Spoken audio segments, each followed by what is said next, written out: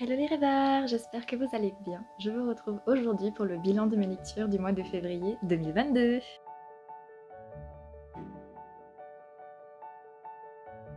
Alors pour ce mois de février, j'ai encore fait d'excellentes lectures et j'ai vraiment hâte de vous en parler. J'ai 9 romans à vous présenter, toutes catégories confondues. La première lecture dont j'ai à vous parler, c'est L'âme des prédateurs, fille de l'océan de Anne Rivière en auto-édition donc chez Librinova. Et je vais aussi vous parler du tome 2, puisque j'ai lu le tome 2 à la fin du mois. J'avais tellement aimé ce premier tome que voilà, je n'ai pas résisté, j'ai plongé dans la suite. En fait, c'est un récit très très intéressant sur les créatures aquatiques, sur les légendes un peu des créatures aquatiques.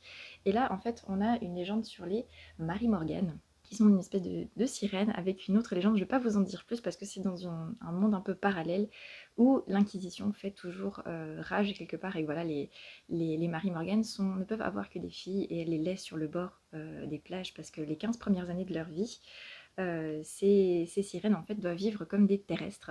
Et du coup, on va suivre effectivement Neriana qui va être élevée comme une terrestre et qui a peur de l'eau. Donc voilà, c'est un personnage un peu atypique dans un univers atypique qui est extrêmement bien construit. Et vous voyez, enfin, le premier tome fait à peu près, enfin, le premier et le deuxième tome font à peu près la même taille, mais c'est un récit hyper prenant avec une plume qui est hyper maîtrisée. Au départ, j'étais un peu perturbée parce que je trouvais que le récit était trop lisse, trop, pas trop propre, mais la narration est vraiment très, très calme, très, très posée. Et en fait, c'est ce qui correspond, on le comprend après, au personnage de Neriana. Et on comprend pourquoi après. Donc il y a pas mal de choses qui se mêlent, surtout du fantastique. Et c'est vraiment du fantastique qu'on apprécie. Et tout est, le côté psychologique des personnages, tout est extrêmement bien pensé. On a parfois des ellipses pour éviter que le texte ne soit alourdi. Et ce que j'ai beaucoup apprécié, c'est qu'il y a une vraie réflexion sur l'âme des prédateurs, effectivement, sur le fait d'être un prédateur, le fait d'être humain, qu'est-ce qui qualifie le prédateur et l'humain, les êtres surnaturels et les humains, qu'est-ce enfin, voilà, quelle est la part d'humanité, quelle est la part de bonté en chacun. Donc vraiment, ça a été toute l'histoire est vraiment intéressante. On a des passages qui sont même parfois gênant, difficile à lire parce qu'effectivement il faut que le personnage en passe par là.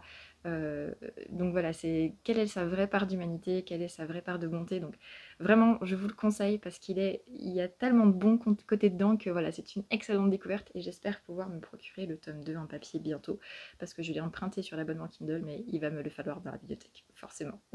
Après ça, j'ai fait une lecture qui m'a mise légèrement mal à l'aise, mais que j'ai énormément appréciée.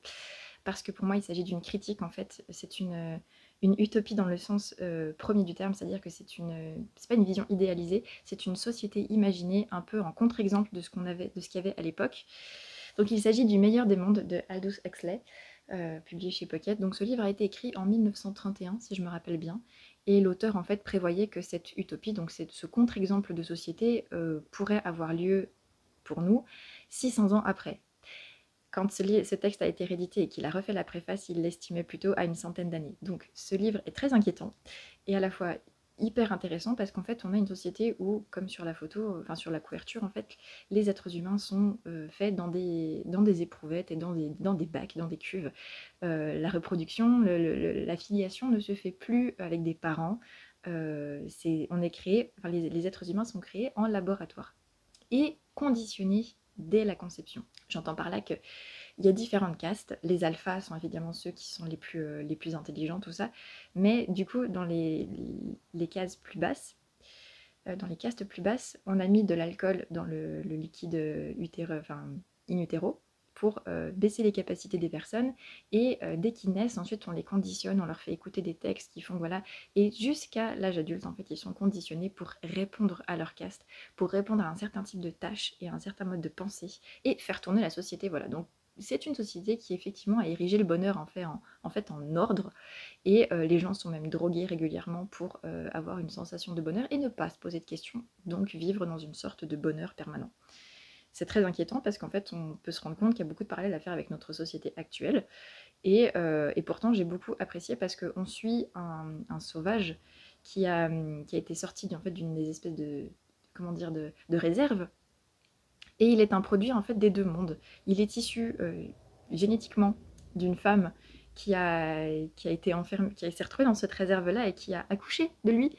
Et il va se retrouver confronté à ce monde qui est aseptisé à mort avec des valeurs qu'il ne reconnaît pas, alors que lui est à fond sur Shakespeare. Et donc voilà, et du coup, juste la confrontation des deux mondes est hyper intéressante. Donc voilà, je peux que vous le conseiller parce qu'il fait vraiment réfléchir. Et quand on le prend vraiment comme une possible société future, ça fait peur, mais c'est ça qui est hyper intéressant parce que l'exercice est vraiment très très bien réussi et la narration est très simple d'accès malgré la différence de temps en fait, même si ça fait un siècle qu'il a été écrit, il est vraiment, enfin ça fait déjà presque 3 minutes que je vous en parle, mais vraiment je pense qu'il faut le lire parce que c'est comme 1984 de George Orwell, il fait partie des bouquins qui vous marquent et qui vous font intensément réfléchir même après. Après ça, j'ai lu un autre début de série et j'ai lu les tomes 1 et les tomes 2 quasiment à la suite. Il s'agit de Blanche comme sang de G.A. Colson, donc le tome 1 Les écorcheurs et le tome 2 Les poisons de la mer. Voilà, c'était un peu la thématique de la mer, des choses aquatiques pendant le mois de février. Et j'ai lu le tome 1, je savais pas si j'allais apprécier ou pas, c'est un peu le deal quand on essaie quelque chose et j'ai franchement été happée dedans.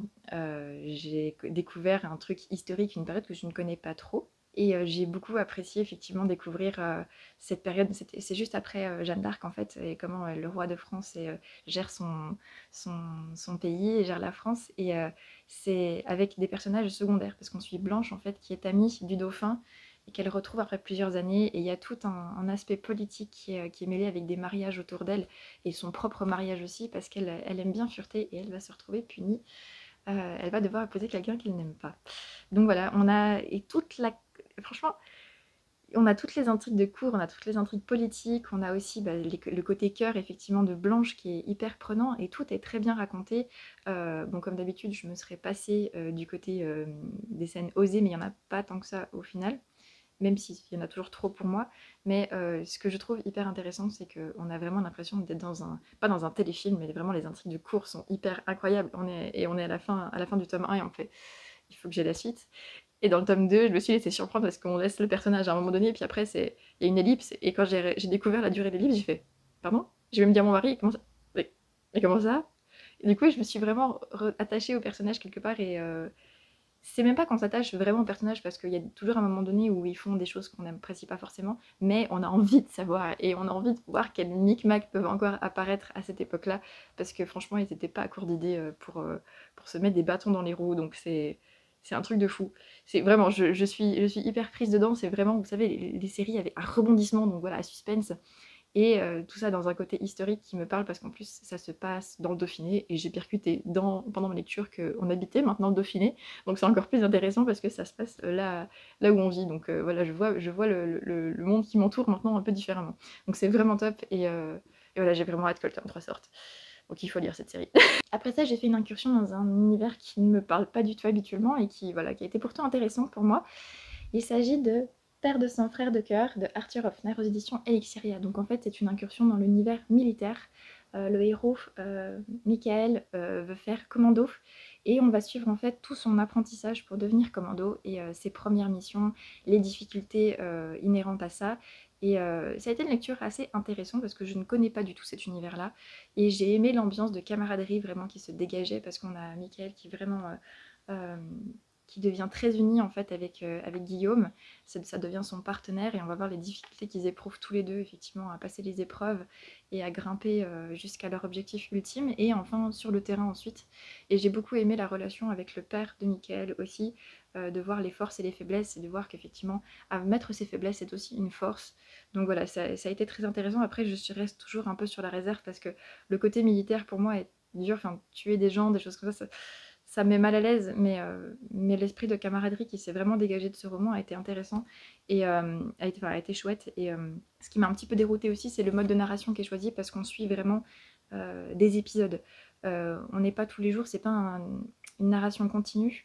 On a par exemple l'entrée à l'école, on a une semaine plus tard, on a la remise des diplômes, enfin voilà, on a vraiment des scènes choisies, mais ce qui fait qu'il y a un certain suspense qui est maintenu et c'est quand même assez intéressant. Donc voilà. Je pense pas que je lirai d'autres livres dans cet univers parce que, encore une fois, ça me gêne un peu, mais la découverte a été plutôt plaisante malgré ça. Parlons maintenant spiritualité, puisque j'ai fait des lectures spirituelles, effectivement, et que j'ai eu deux superbes découvertes pendant le mois de février. La première, ça a été Jésus et Mahomet, profonde différence et surprenante ressemblance, de Marc A. Gabriel. aux éditions Urania.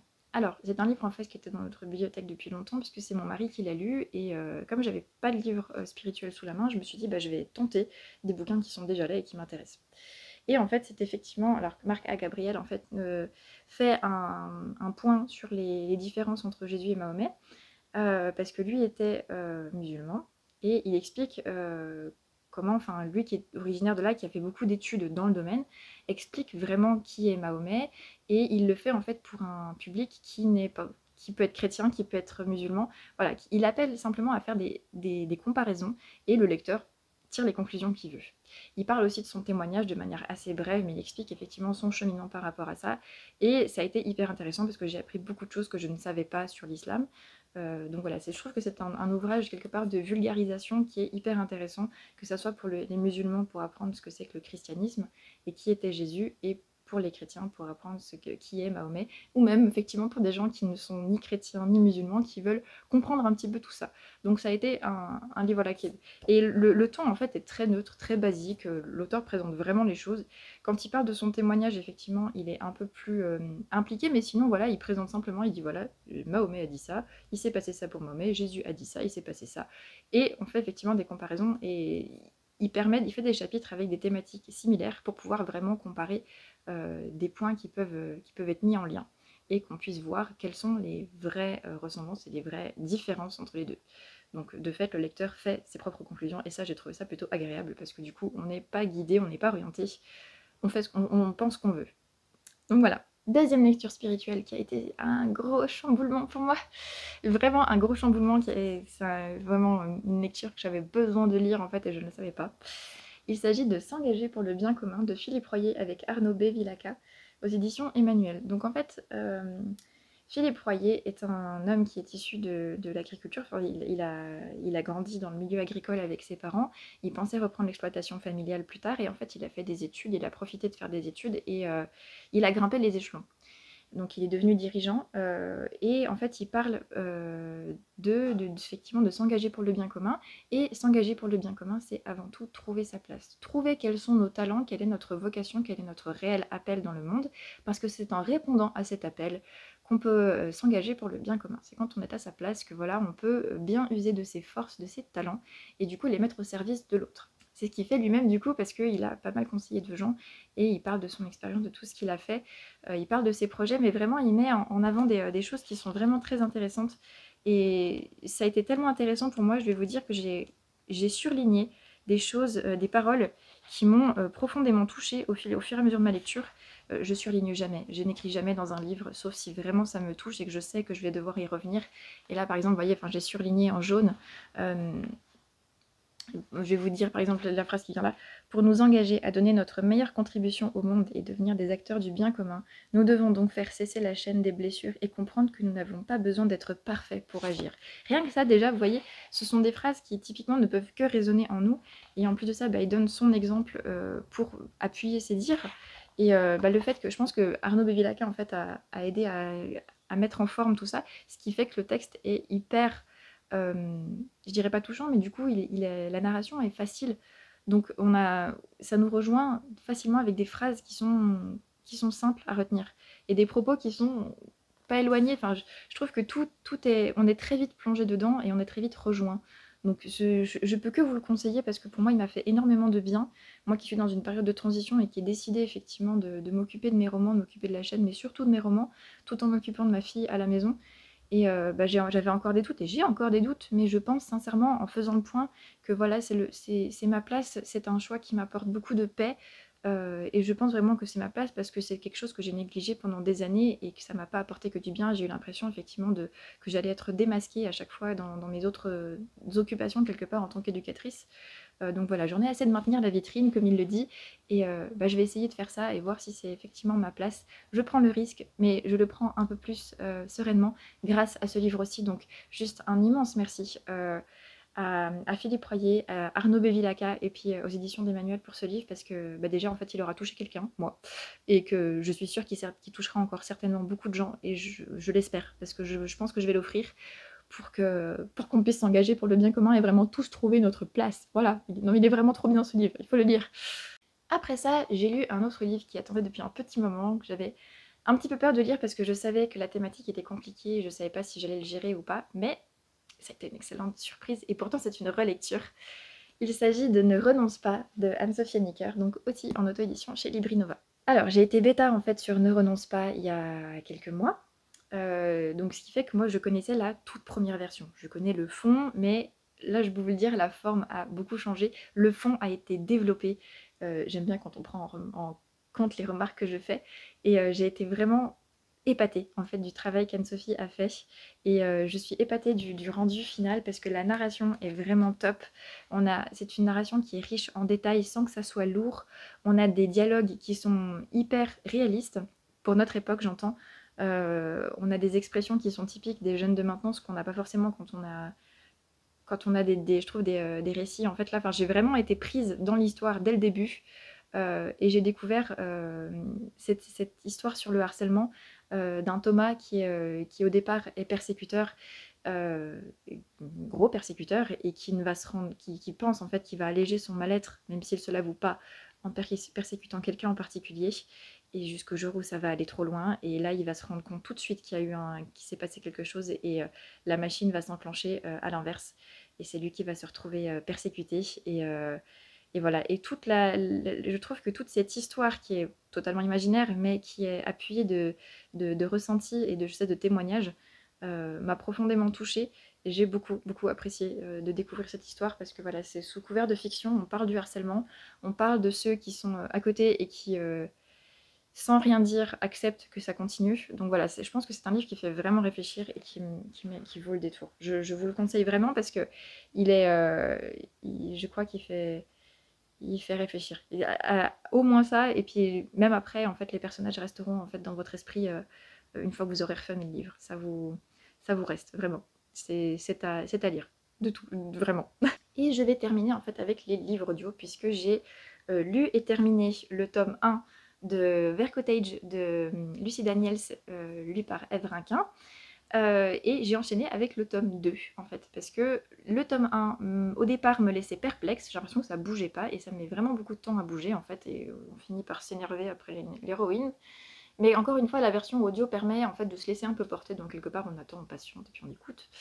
On fait autre chose en attendant. Et je me suis retrouvée en fait plutôt intéressée parce qu'une fois qu'effectivement les choses ont été mises à plat dans le tome 1, après un certain moment, le tome 2 nous révèle pas mal de situations qui sont problématiques pour l'héroïne, et ça du coup ça devient beaucoup plus intéressant parce qu'on sombre un petit peu dans le mystère et tout, on va résoudre un peu, il y a un méchant dans l'histoire, donc voilà, il faut découvrir qui c'est, et ça devient intéressant.